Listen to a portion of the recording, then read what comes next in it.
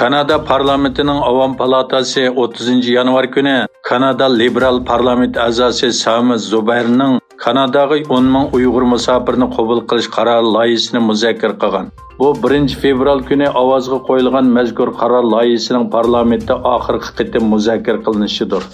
Yig'inda bosh minister Trudeauning hokimiyat beshidagi Kanada liberallar partiyasidan bo'lgan parlament a'zosi Sami Zubayr so'z qilib, har qaysi partiyalardan bo'lgan parlament a'zolarini va hukumatni bu qaror loyihasiga qo'llab ovoz berishga, hukumatni chet ellarda sarson bo'lib yurgan 10 ming Uyg'ur musofirni tezroq Kanadaga elib kelishga chaqirgan.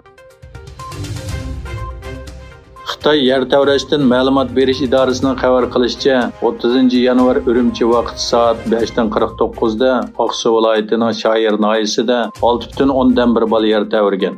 Tavrash markazining cho'nqurligi 50 kilometr bo'lgan. Xitoy axborot vositalarining xabar qilishicha, Oqsu viloyatiga qarashli har qaysi rayonlar, Qashqarning Maralbeshi noyisi, Urumchi va Aral rayonidagi aholilar kuchli yer tevrashni his qilgan. Ammo ofat jarayonidagi yaralanish va iqtisodiy ziyon haqida hech qanday ma'lumot berilmagan. Uyg'ur Akademiyasi fondi 2023-yil 29 yanvar İstanbulning Uyg'urlar ko'p o'ltiraqlashgan Safakoy rayonida yangi ishxonasini ochdi.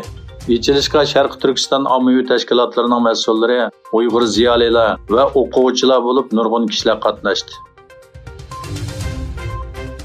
Xitoy telegraf magnati Huawei'ning Turkiya qurolli qismlariga mulozimat qilishda chang turishi diqqatni tortgan edi. Lekin Anqara va yerlik ko'chma xabarli shirkatlar bilan suhbatlashayotgan Huawei'ning Turkiyada hozirgacha o'rnatgan yaxshi munosabati ozroq ziyonga uchragan. Huawei shirkati Amerikadagi Cisco shirkati Turkiya armiyasiga ta'minlab kelgan sonliq ma'lumot turi mulozimatiga xaridor chaqirishga qatnashgan bo'lib, bu xaridor chaqirishda g'alaba qila olmagan. Huawei shirkatining xaridor chaqirishda mag'lub bo'lishi Xitoyning Turkiya bilan bo'lgan yaxshi munosabatining nacharlashganligini keltirib chiqargan. Xitoy bilan Amerika o'rtasidagi yana bir krizis yuz berdi. Xitoy doiralari yangidan saylangan Amerika Avam palatasining boshlig'i Kevin McCarthy'ning Tayvanga qilgan ziyaratiga qarshi turganligini xabar qildi. Xitoy Tashqi ishlar ministrligining bayonotchisi Mao'ning kundalik muxbirlarni kutib olish yig'inida McCarthy'ning Xitoy bilan bo'lgan eglik huquq to'qinishida bo'layotgan orolni ziyorat qilishni ogohlantirganligi va davlat mudofaa ministrligining buningga tayyorlik qilayotganligi to'g'risidagi savolga javob berib norozilik bildirdi.